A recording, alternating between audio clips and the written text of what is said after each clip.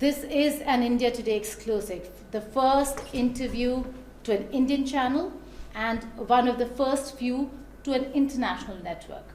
I'm being joined by Russia's Foreign Minister, Mr. Sergey Lavrov. Thank you so much for joining us here on India Today, sir. Nice to see you.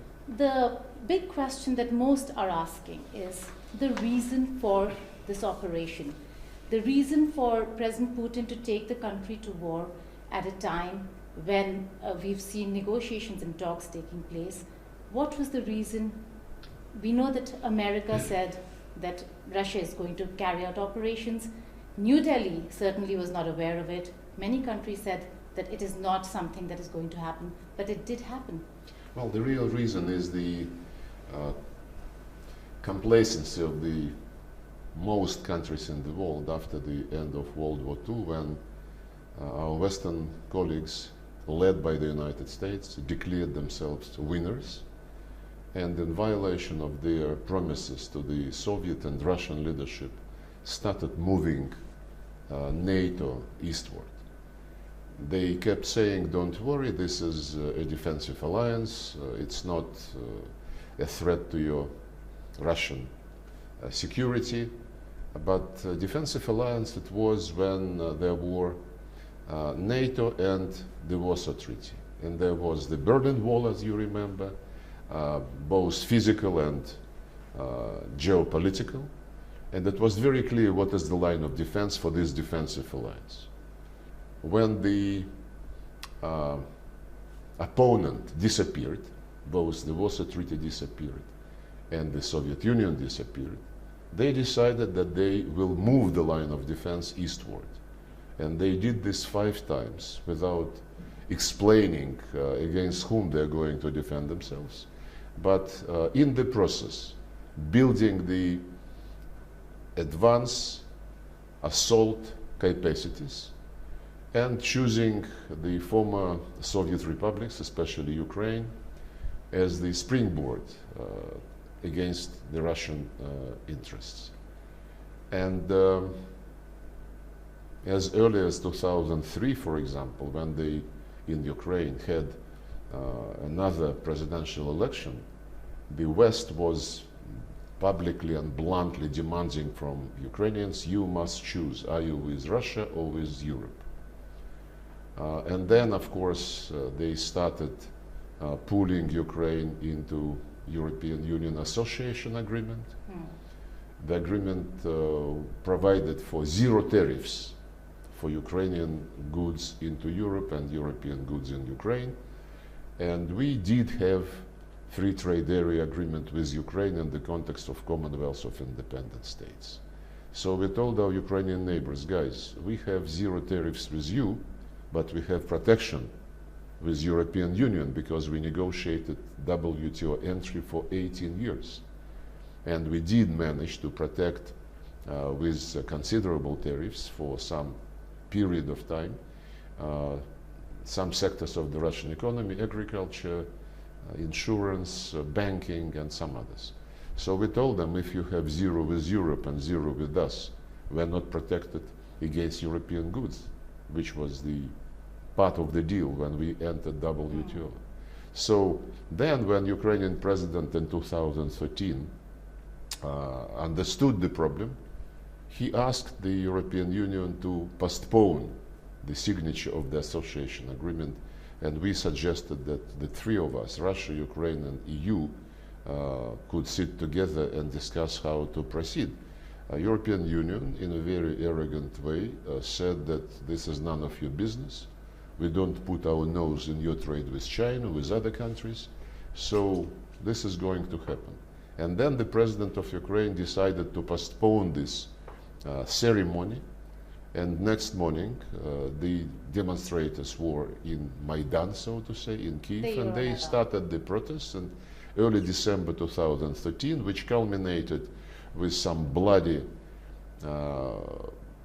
events in February, and the European Union helped negotiate a deal between the president and the opposition. Next morning, the signatures of the European Union representatives, France, Germany, and Poland, were absolutely ignored by the opposition, who staged a coup. and declared that they are creating the government of the winners, that they will cancel the special status of the Russian language. They threatened to throw ethnic Russians away from Crimea. They sent armed groups to storm the Crimean parliament. And that's how the war started. And when Crimeans said, we don't want to have anything with you, leave us alone, as I said, they were under the threat of the armed groups. And then they staged this referendum, and the eastern areas of Ukraine said, guys, we don't support your coup, leave us alone. They never attacked the rest of Ukraine. The putschists attacked them, having called them terrorists. And they called them terrorists for the 8 years, for the long 8 years. We managed to stop this bloodshed in February 2015. The so-called Minsk agreements were signed, providing the eastern Ukraine with some special status, language, the right to have some local police, special economic relations with the adjacent Russian regions. Well, basically the same as European Union negotiated for the north of Kosovo, where Serbs live. In both cases, the European Union failed totally to deliver on what was guaranteed by the signatures of its members. And for the 8 long years, the respective governments of Ukraine and presidents of Ukraine were bluntly, publicly saying that they are not going to implement the Minsk agreements, that they will move to Plan B. They continued to shell the territories of these proclaimed republics during all these years. And we want the Europeans, the Americans, and the Ukrainian government that they are ignoring something which was endorsed by the United Nations Security Council, to no avail.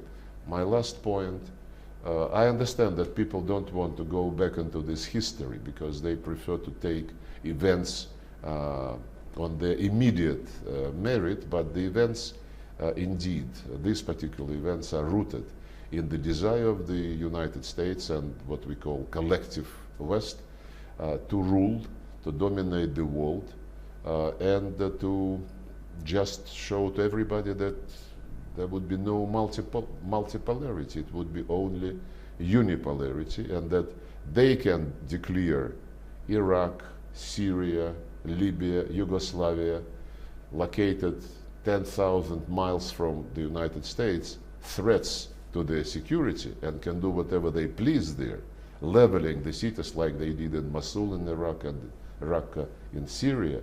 But when Russia is warning all its colleagues that just on our borders you have been creating a springboard against us, you have been pumping arms into Ukraine, you have been totally ignoring the legislation of Ukraine which prohibited, completely prohibited the Russian language.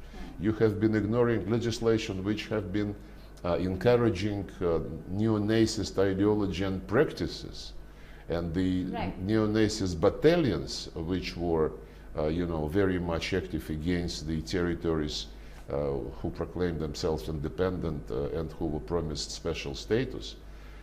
It's inside Ukraine. So, and well, of course the very latest development, because it was all linked with Ukraine becoming NATO springboard and NATO expansion.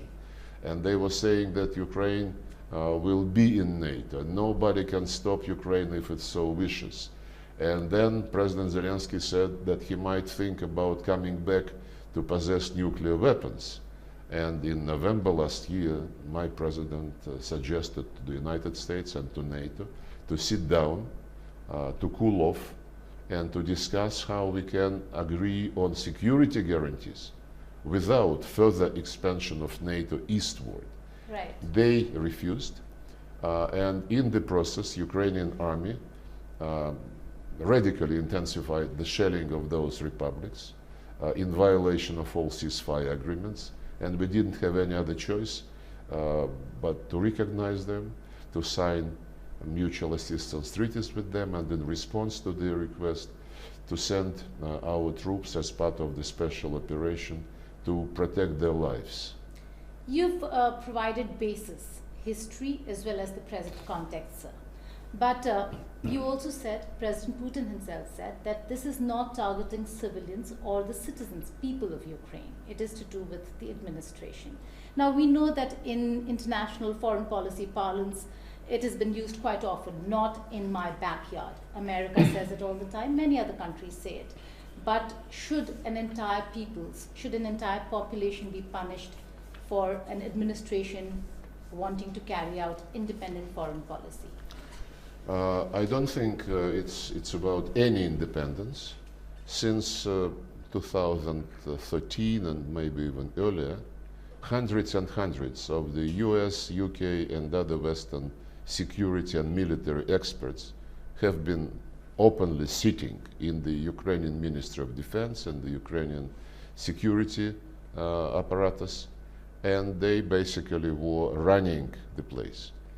As for the civilians, immediately when this special operation in response to the request from Donetsk and Lugansk and in full compliance with the Article 51 of the United Nations Charter, when it was announced by President Putin, he said that the sole purpose of this operation is to demilitarize and denazify Ukrainians, because these are two intimately linked problems of that country, and we have been targeting only military infrastructure.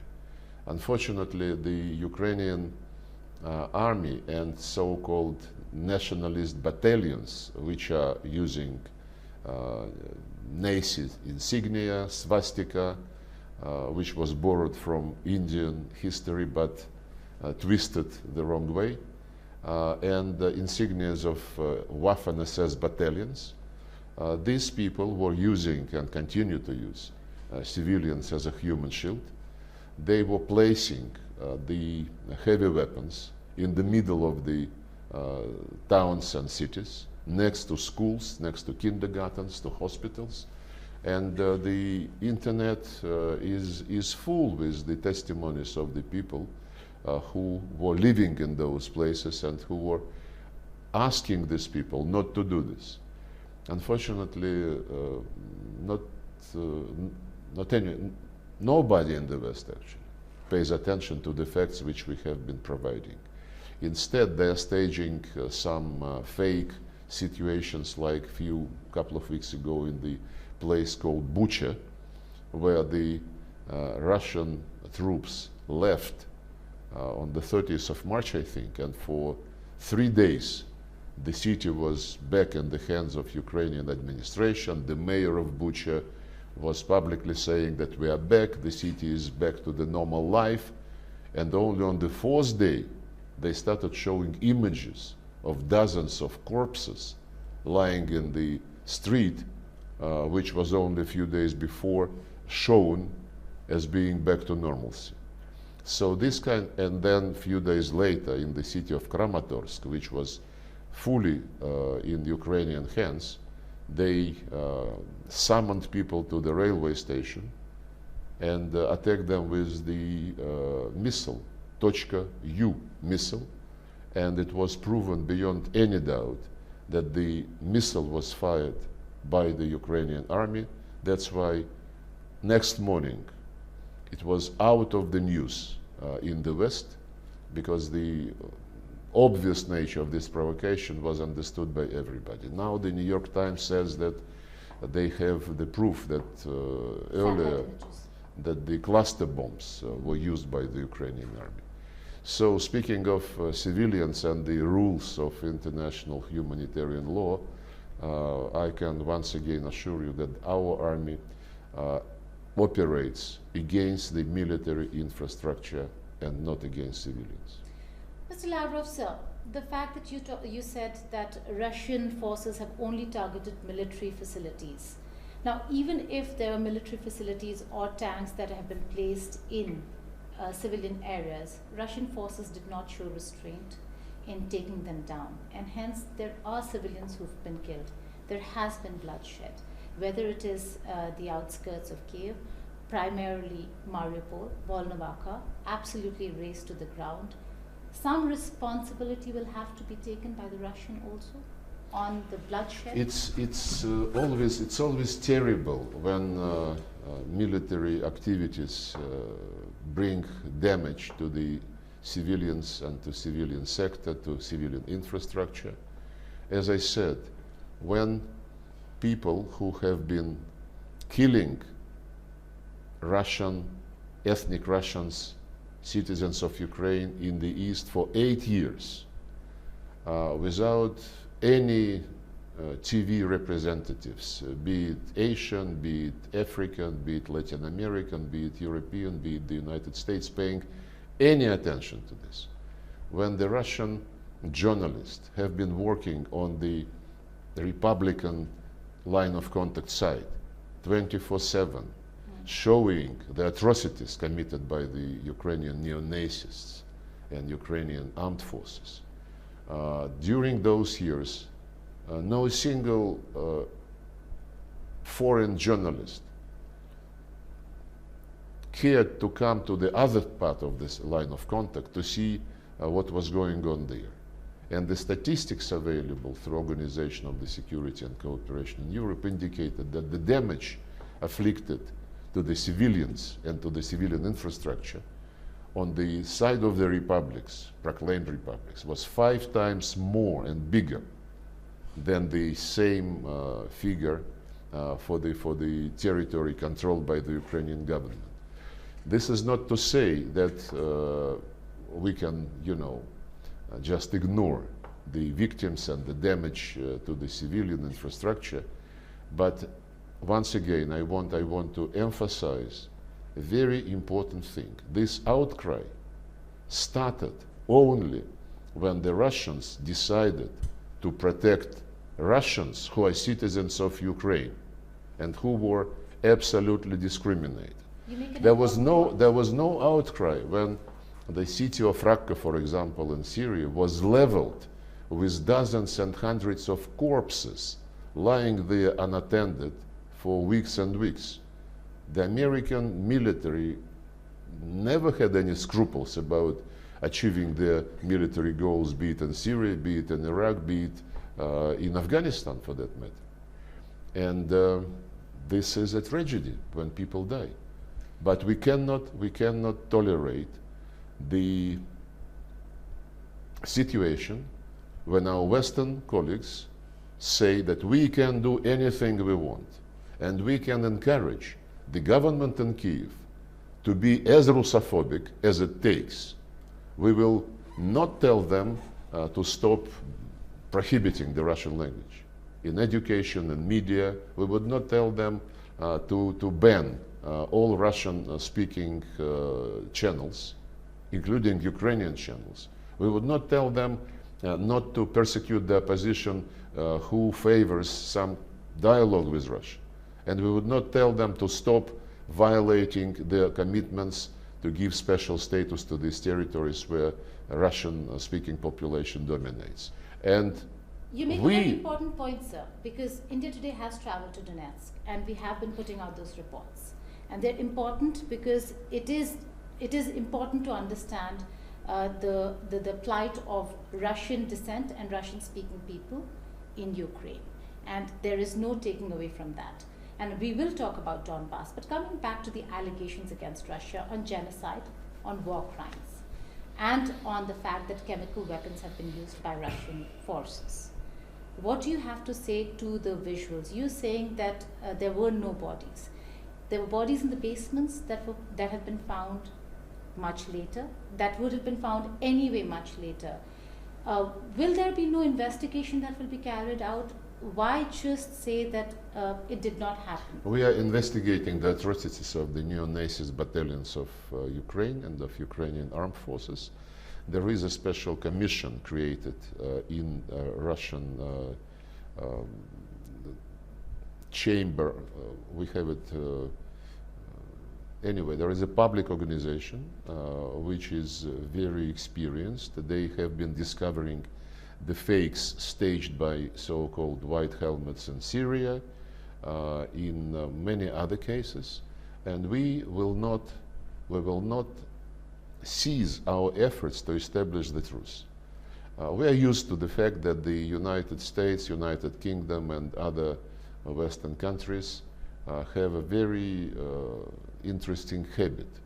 They just throw in a news when they believe this news would work ideologically for their benefit, and then when it comes to facts, and when more and more facts are discovered which put big question mark on the assertion, they just lose interest.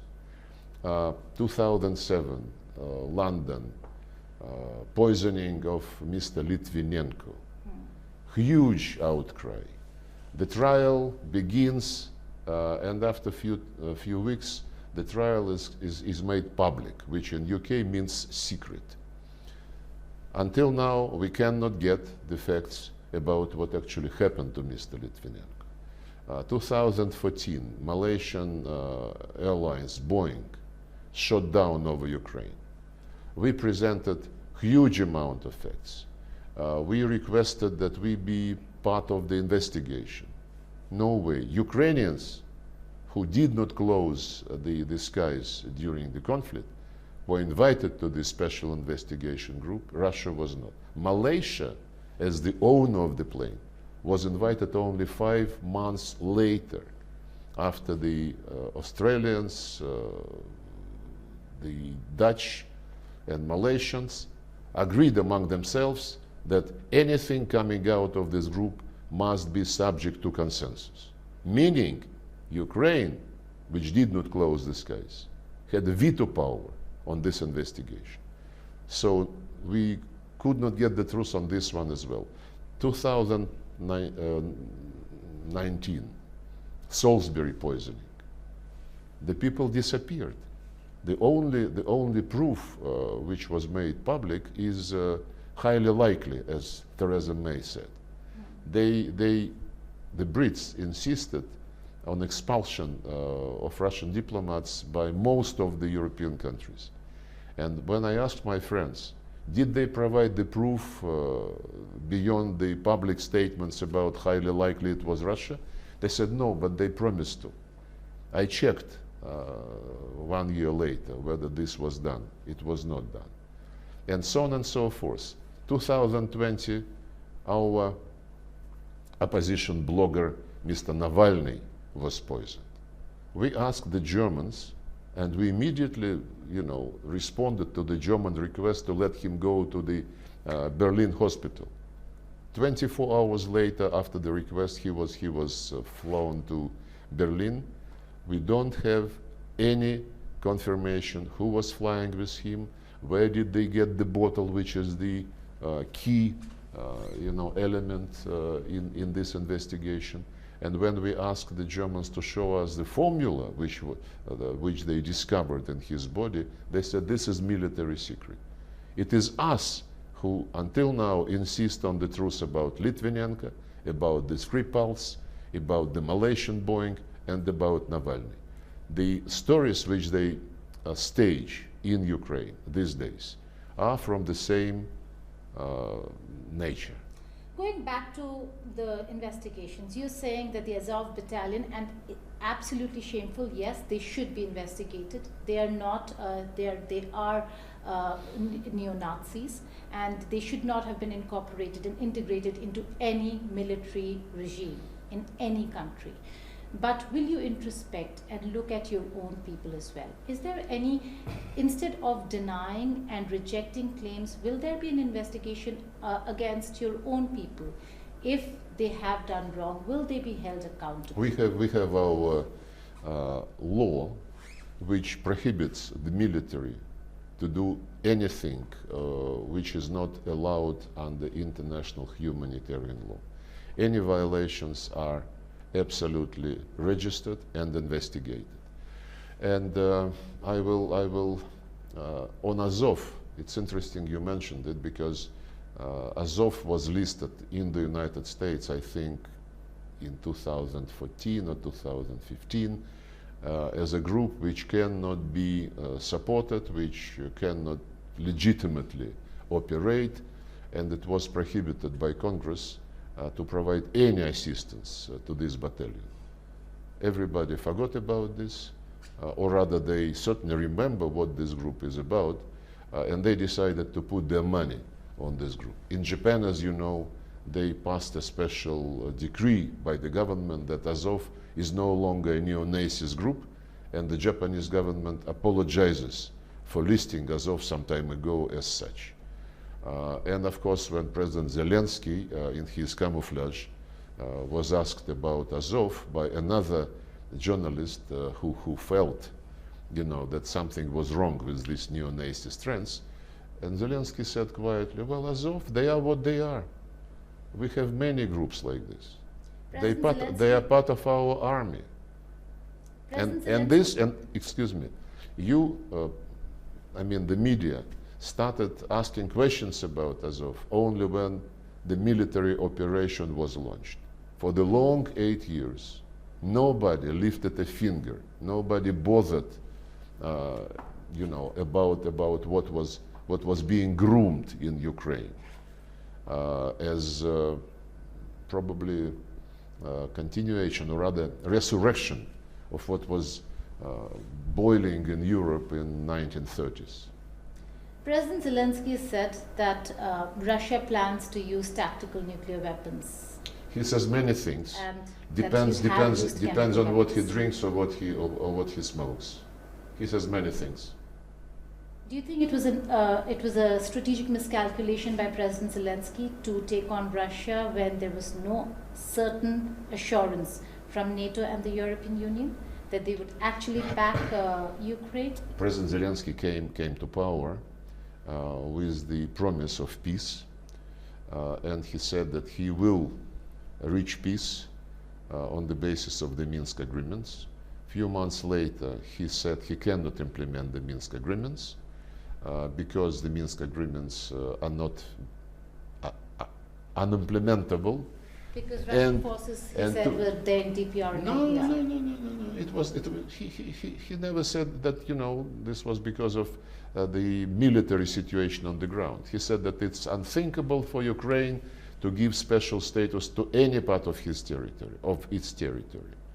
But it was very thinkable, if I may say so, when Ukraine was created, to put together the territories which now in the West never celebrate the Victory Day, 9th of May. And on the other hand, the territories in the East, which would never celebrate the heroes honored in the West, those who collaborated with Hitler. So with this difficult composition of territories, to say that Ukraine can only be unitary state, and that I would not give special status to these people, even if the Security Council demands so, it was, I believe it was not very farsighted. Had he cooperated as he promised to his electorate when he was elected, had he cooperated in implementing the Minsk agreements, the crisis would have been over long ago. Did the West betray Zelensky? No, I think the West played Zelensky against Russia and did everything to strengthen him in the desire to ignore the Minsk agreements. Well, the West is a broad notion. It's the United States and the Brits. The rest of the West, including the European Union, is now just obedient servant. So, tactical nuclear weapons, will Russia ever use them? Ask Mr. Zelensky. We never mentioned about this. He mentioned this, so his intelligence must have provided him with some news. I cannot comment something which a not very adequate person pronounces. As a P5 member, as a nuclear power, will nuclear be an option at all? Is it on the table at all? When the Soviet Union and the United States in 1987, Gorbachev and Reagan, decided that they have special responsibility for peace on this planet, they signed a solemn declaration that there could be no winners in a nuclear war, and therefore nuclear war must never be launched.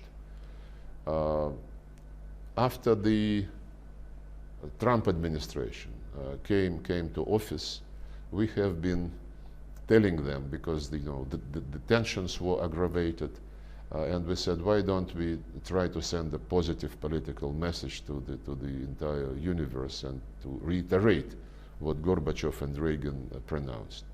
They, during all the 4 years of the administration, they refused to do so. But we were really encouraged when President Biden was inaugurated, 5 days after his inauguration, and we have repeated this offer. He first agreed to extend the START treaty without any preconditions, which the Trump administration was not ready to do. And in June, in June 2021, when they met with President Putin in Geneva, they issued this declaration. On our initiative, this declaration was issued.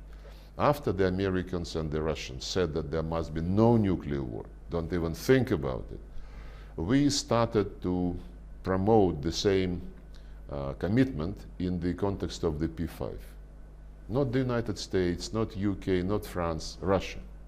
And eventually, earlier this year, in January this year, the P5, at the level of the presidents and heads of government, issued the statement which we initiated and which we were pushing through for all these years.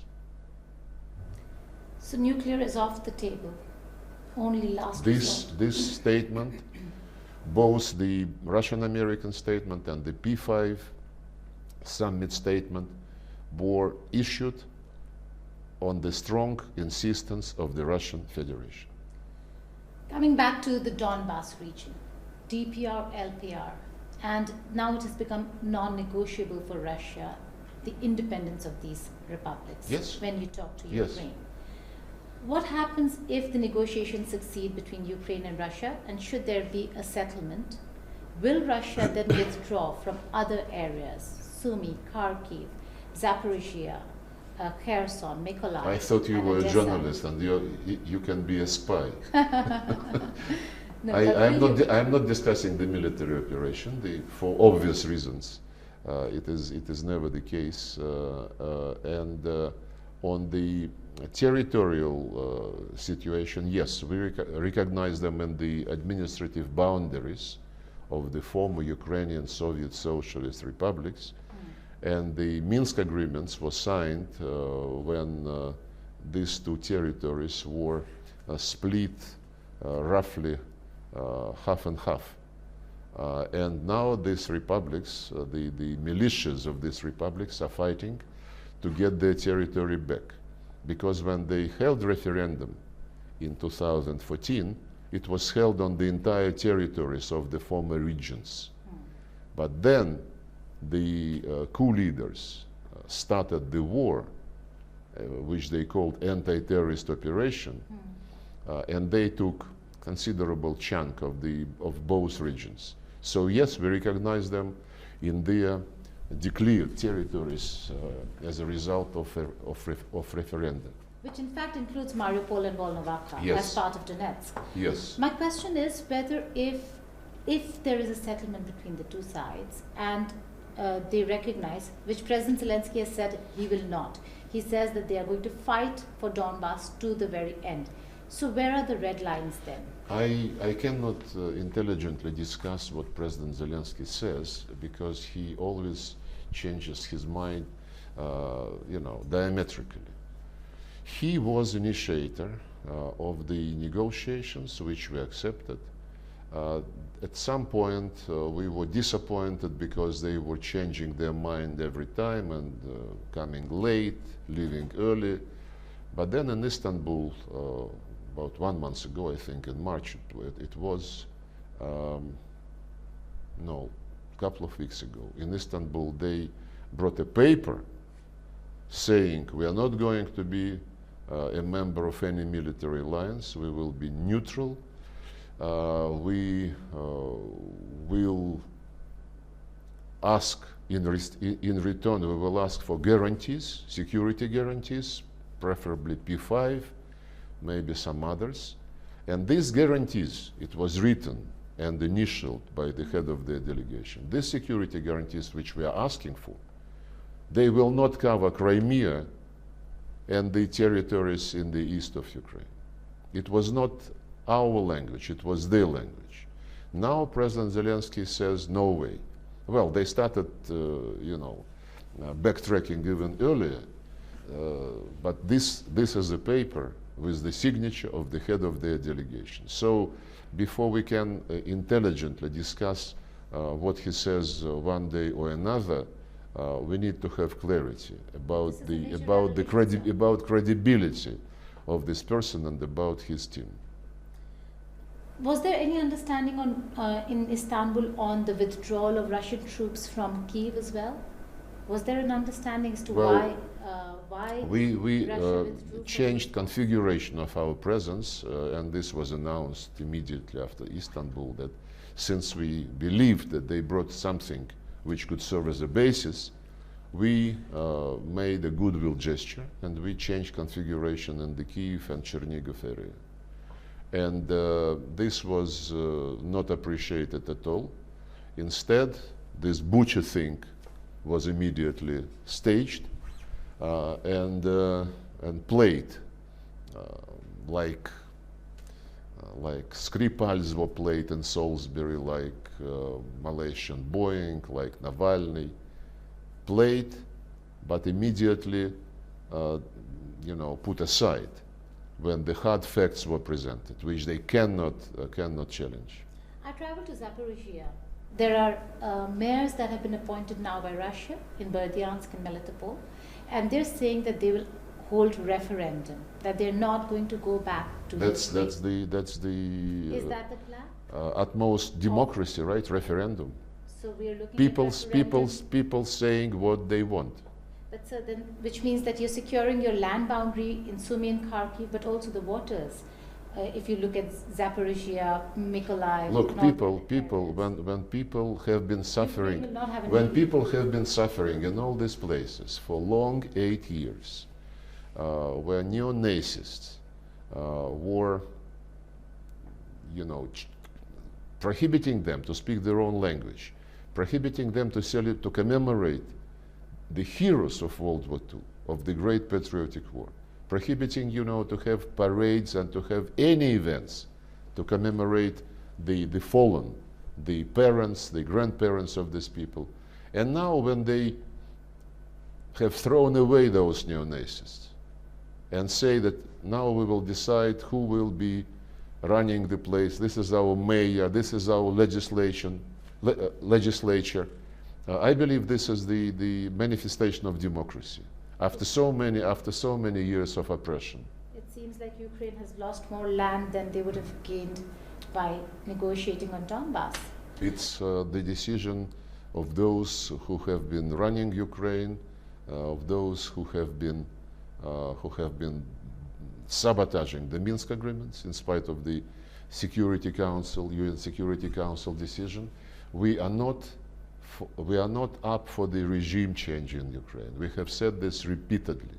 We want the Ukrainians themselves decide how they want to live further, in a way which would not repeat the Minsk agreements, when they did decide that they don't want to do anything with the coup leaders who immediately said that they are against anything Russian, culture, language, everything which these people cherished. And then they were promised something by the European Union and cheated. So we want the people to be free to decide how they want to live in Ukraine. Russia is one of the most sanctioned countries in the world. How long can you sustain? I don't think we are thinking in the context of sustaining. Sustaining means, you sustain, you take some hardships and hope that sooner or later this would be over. The decisions which we have been taking during not only this period but for many years, because Russia has been under sanctions all along. Jackson-Vanik, then Jackson-Vanik was repealed, but Magnitsky Act was introduced. Then we were punished for the free vote of the Crimeans. We were punished for supporting those who were in favor of keeping the Minsk agreements, but the Ukrainian government didn't want them to get what they were promised, and so on and so forth. So now we have come to a very straightforward conclusion. We cannot rely on our Western colleagues in any part of our life which has strategic significance, be it food security, which we managed to ensure ourselves after 2014, be it, of course, defense, and be it some strategic sectors where high tech is developing and indicating the future of the mankind. We did not have time to achieve self-sufficiency in all these areas, but in most cases we resolved this issue, and of course we are open to cooperation with all other countries who do not use illegal or illegitimate unilateral measures in violation of the UN Charter, and India is among those. We cooperate bilaterally. I visited a couple of months ago, and we cooperate in many international organizations. Speaking of India, India is under immense pressure to sever ties, to cut down imports of energy, of fuel. But India has stood its ground. In terms of reliability, is there a concern that India should have with regards to the kind of defense cooperation both countries have? Could there be delays in deliveries of critical weapon systems that India is buying from Russia, such as the S-400s? What is the conversation that you've been having with New Delhi on this front? Well, India is our very, very old friend. And we called our relationship long ago strategic partnership. Then, about 20 years ago, the Indian friends said, why don't we call it privileged strategic partnership? And sometime later they said, not enough. Let's call it especially privileged strategic partnership. This is the unique description of any bilateral relations, I think, of India and of Russia. And with India, we have, long before all this became such a hot potato, we supported Prime Minister Narendra Modi's concept, Make in India, and we started, substituting the simple trade with local production, shifting production of the goods needed by India on your territory. And it was for quite a number of years already that we have been promoting the use of our national currencies in settlements between the companies of two countries and the governments of two countries, promoting the national financial information systems, transmission systems, when you like SWIFT, Yes. But you have your own, we have our own, and they're being used more and more. Payment cards, we have MIR system, you have RuPay. They are mutually supportive, and it's not huge percentage of the overall volume of trade, but it is steadily growing. And on defense, we can provide anything India wants. And the technology transfer in the context of defense cooperation is absolutely unprecedented for any of India's outside partners. We have CATSA waiver from the United States of America for the S-400s, but future collaborations, could that become difficult?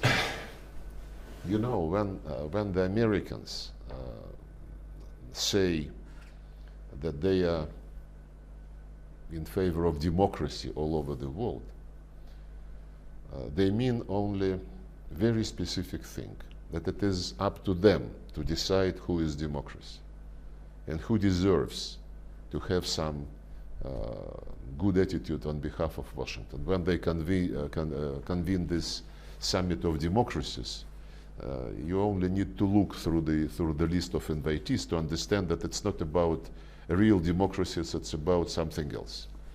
And when the Americans now run all over the world, the ambassadors have the priority number one to go every morning to the foreign ministry, to the government of the country where they serve, and to say, you must stop talking to Russia. You must join sanctions against Russia. And well, I understand, because long before this crisis, I have been talking to the Americans, to the Europeans. I told them, when you say democracy, democracy, democracy, and you always at the conferences want this language, rule of law and democracy. And I asked them, what about adding that apart from national level, we want democracy and the rule of law internationally? They don't like it. And when they push everybody in this camp, anti-Russian camp, and when they go to India, when they go to China, to Turkey, to Egypt, countries with their own 1,000 years of history of civilization, of culture, and when they are not even ashamed to publicly tell you what to do, I believe something is wrong not only with the manners, which always has been the case, but something is wrong with mentality. And when you spoke about S-400, when Antony Blinken, the Secretary of State of the United States, says, we, the United States, has not yet decided whether to introduce sanctions against India for S-400s. Publicly, they have not yet decided what is good for you. And his Undersecretary Wendy Sherman lately said, we must help India to understand what is important for its security. How about that? And I suppose your counterpart gave them a befitting reply on how to conduct one's foreign policy. Oh, absolutely. I respect Subramaniam Jaishankar very much. He is a seasoned diplomat and he is a real patriot of his country when he said, we will be taking the decisions on the basis of what India believes it needs for its development, for its security. It's respectful. Not too many countries can say something like this. But you mentioned China. For us, the China factor is very important. Russia has a unique relationship when it comes to ties with China and ties with India. You mentioned the United States of America, so I'm going to go back to US.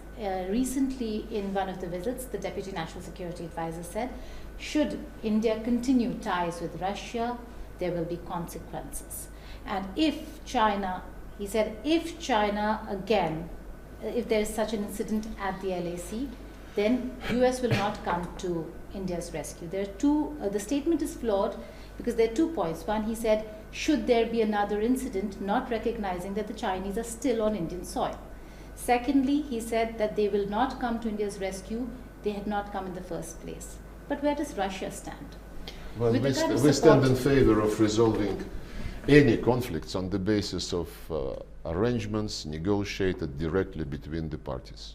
Like, just quoting for, once again, Ukraine, just like it was in Ukraine when the two parties, the rebels as they are called, the separatists as they are called, for us they are self-proclaimed republics on the one side, and the government which came to power as a result of the coup on the other side, had a deal negotiated and endorsed by the Security Council. It's another matter that the government, with the instigation of the West, failed to deliver, but the method is the one which we believe should be applied everywhere. We welcomed, after those incidents on the border, we welcomed the resumption of the discussions between the military of India and China, the discussions between the politicians at the level of the foreign ministers, and we hope that this would be resolved. We would never say, you know, we cannot use those threats, which are absolutely normal for the Americans, or else there would be consequences. It's the favorite, you know, statements. Those are favorite statements. But what we would like to do as Russia, we would like to promote the formats where India and Russia and China participate together. It started in 1996, 1997, when Russia's foreign minister at that time, Evgeny Primakov, suggested RIC format, Troika, Russia, India, China. And it happened, and we continue to convene in this format. I think last November there was probably ministerial meeting number 20, and not only foreign ministers, but ministers of economy, ministers of trade, political scientists meet. Maybe this is not very much publicized, but it is a very useful format. And we were very much in favor, even we were the leading force in Shanghai Cooperation Organization to promote full membership of India together with Pakistan in this organization, which is also giving another premise for China and India to be together in the company of their neighbors and to build more confidence, Finally, before I let you go, sir, Europe is looking to halt gas from Russia. Gas From Russia.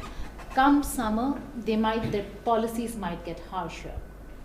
But you're looking at de-dollarization of the global market, global energy market, by dealing in rubles.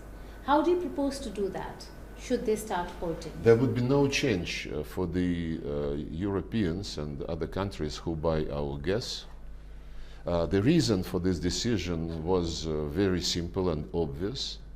When they frozen the Russian assets in dollars and euros and yen and pound sterling for the amount of more than 300 billion euros or dollars.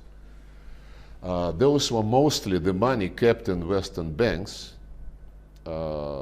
after we received payment from them, from the Western countries for our gas deliveries.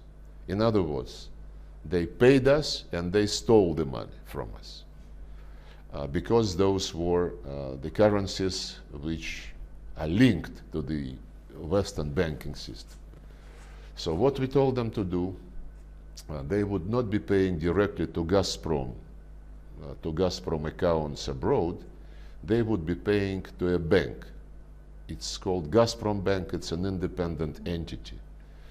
They would be paying the same amount which they have to pay under the existing contracts, but they would pay these amounts to special account which they have to open in this bank.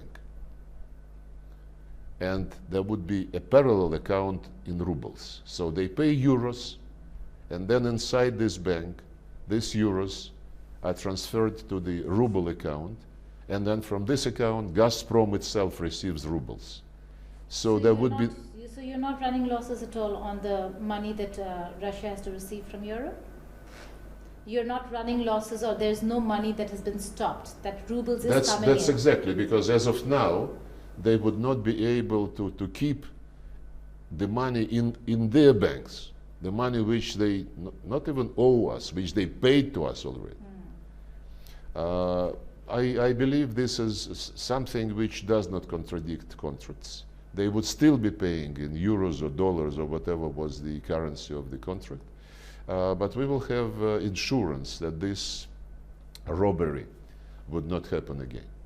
Finally, sir, before I let you go, Eastern Ukraine, I have to go back to that question. Intensification of war efforts now in Eastern Ukraine.